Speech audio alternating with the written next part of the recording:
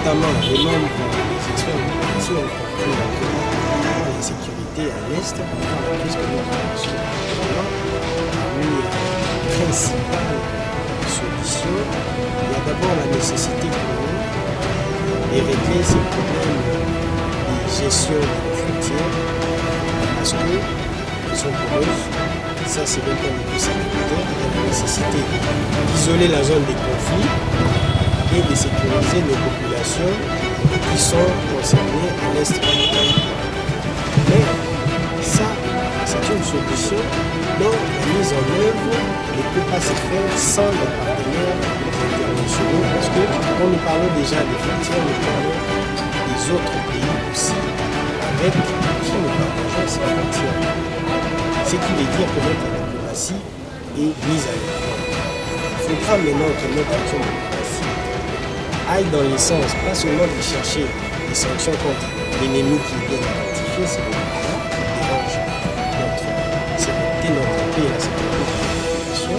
Mais il faudra maintenant trouver des solutions dans le sens de dire voilà, si nous avons un voisin qui dérange, il faut s'isoler de nous, il faut l'isoler de nous, il faut l'isoler de nos frontières. Il faudra mener une action diplomatique qui nous sépare. Nous avons des instruments de diplomatie qui existent, des instruments de droits internationaux qui existent, qui peuvent être activés. Il faut souligner qu'à ces jours, il y a la résolution 1823 du 5 juillet 2008 des Nations Unies qui autorise les groupes non-gouvernementaux qui seraient installés au Rwanda d'acheter des armes qui peuvent utiliser de toute autre cause. Nous savons que la déstabilisation de la RDC, ce n'est plus un débat aujourd'hui, est passé aussi par le Rwanda.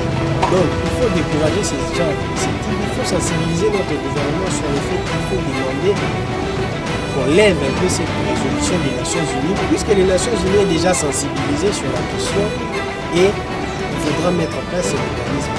Nous avons aussi compris que la problématique est aussi liée aux considérations économiques et nous devons à un moment arrêter de faire battre l'implantation congolaise sur le Congo. Il y a nécessité et urgence de faire battre l'implantation congolaise sur d'autres ressources que nous avons. Nous parlons aujourd'hui de notre potentiel agricole. Ça peut nourrir considérablement notre ambition de grandeur en tant que nation parce que nous avons 80 millions d'hectares de terres arables qui peuvent être exploités et renforcer aussi notre économie nationale au-delà des problèmes conjoncturels que nous avons, notamment le cadrage macroéconomique, la stabilité du prix, le pouvoir d'achat et tous les petits problèmes conjoncturels que nous avons.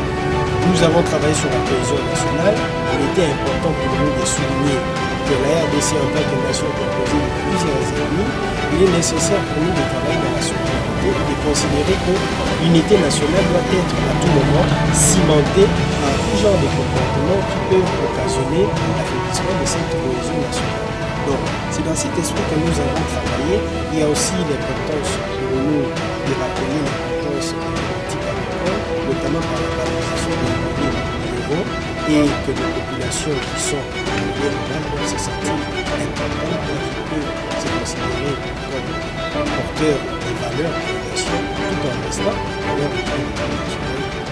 Et ça, nous avons aussi travaillé sur justice, gouvernance et transparence, où nous avons souligné la nécessité de travailler sur la justice, nous avons travaillé sur la transparence. Il faut souligner que les Congolais moyens ont le droit à l'information sur ce qui se passe dans son pays et le droit à l'information sur la façon dont on peut gérer les choses. Ce sont ces genres de choses et avec le mécanisme de fonctionnement interne, nous allons mettre en place notre plan des sorties de crise et nous allons partager ça. Mais déjà, nous avons clôturé notre atelier comme prévu. Ça s'est passé dans la sécurité et nous profitons de votre micro pour lancer un appel à la solidarité. La nation est menacée. Ce n'est pas le moment pour nous de commencer à dire qui a tort, qui a raison. C'est le moment pour nous de dire deux choses.